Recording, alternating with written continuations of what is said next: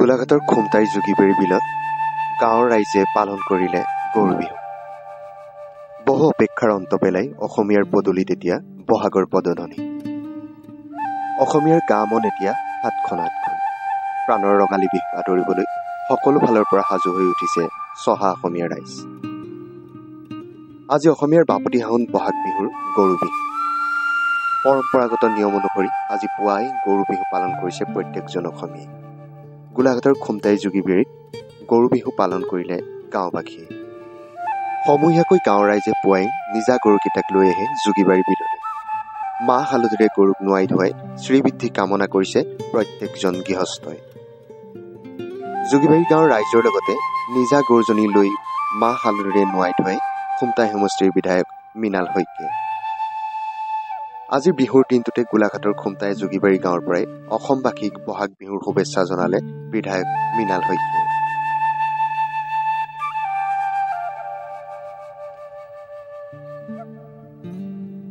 গৰুক গা ধোৱাৰ পিছতে বিলৰ পাৰত গাঁৱৰ কেইবাজনো লোকে জুৰিলে বিহু। বিহু নামত মতলীয়া হৈ সকলোতে সহযোগ কৰে এই গৰু বিহু। উল্লেখযোগ্য যে চ'ত আৰু বহাগ মাহৰ সংক্ৰান্তিৰ দিনা গৰু বিহু পালন কৰা হয়। অসমৰ গ্ৰাম্য সমাজৰ অন্যতম উৎসৱেই গৰু বিহু। গৰু বিহুত গাঁৱৰ কৃষকসকলে ঘৰৰ গৰুকেইটা ওচৰৰ নৈ অথবা জান জুৰি ঘাটলৈ লৈ গৈ নোৱাই ধুৱায়। দীঘলতি মাখিয়তী পাতেৰে গৰুৰ গাত কোবাই লাও বেঙেনা খুৱাই ঘৰৰ গৰুকেইটাৰ দীৰ্ঘায়ু আৰু নশক্তি কামনা কৰে। অসমৰ কৃষিপ্ৰধান সমাজত গৰুৱে পালন কৰি অহা উল্লেখনীয় ভূমিকাৰ প্ৰতি শ্ৰদ্ধা জনাই অসমীয়া সমাজে গৰু বিহু পালন কৰি আহিছে।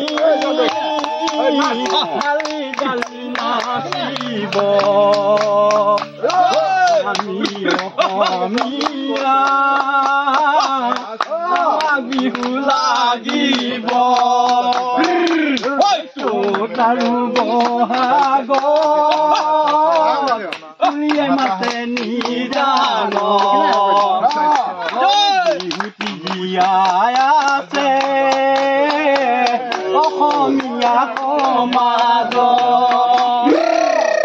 আমাৰে নাচনী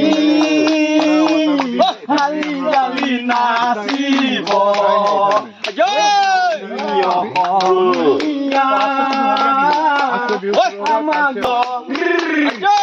তাৰু বহাগত কুলিয়ে মাতে নিজানত ঐ বিহুটি জীয়াই আছে সমাজ ঐ আমাৰে নাচনী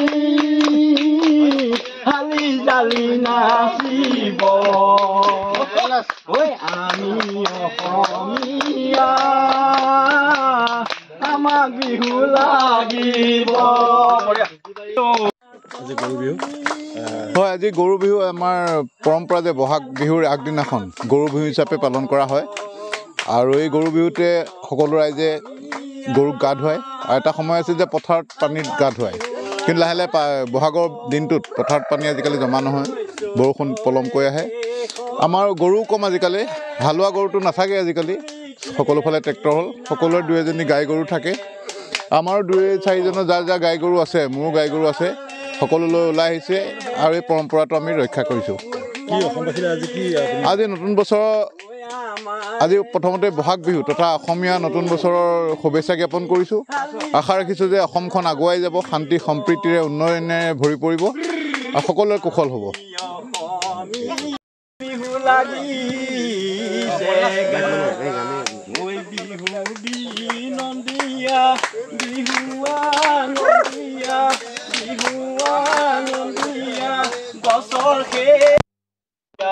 পাতে মই নাজানো দেহা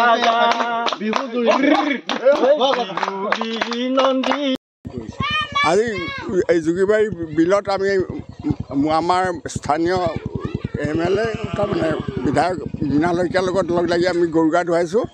গতিকে আমি গৰু গা ধুৱাইছে গৰু যাতে সুখে থাকে, শান্তিতে থাকে, হাল কোৰ বাবৰ কাৰণে, সেইকাৰণে আমি গৰু গা ধুৱাওঁ। গৰু বিহু তাৎপৰ্য এইটোৱে, আগতে মানে গৰু নহ'লে আপোনালোকে জানে অসমীয়া কৃষি প্ৰধান দেশ আৰু সেই কৃষিৰ কাৰণে গৰু আৱশ্যক আৰু সেইটো কাৰণতে অসমত সকলোৱে গৰু গা ধুৱাই কুশল মংগলে ৰাখিবৰ কাৰণে গৰুকেইটা ৰাখে কিন্তু সেই পৰম্পৰা এতিয়ালৈকে চলি আহিছে কিন্তু এতিয়া কথা হৈছে কি আজিকালি গৰু নহ'লেও মানে মানুহ চলিছে বহুতৰ ঘৰত আজিকালি গৰু নায়েই যিহেতু হাল বাবৰ কাৰণে গৰু আৱশ্যক নাই পাৱাৰ টিলাৰ হ'ল ট্ৰেক্টৰ হ'ল গতিকে গৰু কিছুমান কমি গৈছে গতিকে সেইটো কাৰণে মই দেখিছোঁ ভৱিষ্যতলৈ গৰু গা ধোৱাটো পৰিৱেশ নাইকিয়া হৈ যাব নেকি মই তেনেকুৱাটো ভাবিছোঁ অকল এতিয়াই নহয় আমি সৰুৰ পৰা আমি এইখন বিলতে গৰু গা ধুৱাওঁ তেনেকৈ চলি আহি আছে কিন্তু এতিয়া কমি গৈছে এতিয়া যোগীবাৰী বিল এখন কয় এতিয়া কিন্তু গৰু গা ধোৱাটো কমি গৈছে মানুহৰ ঘৰত আজিকালি গৰুৱে নাই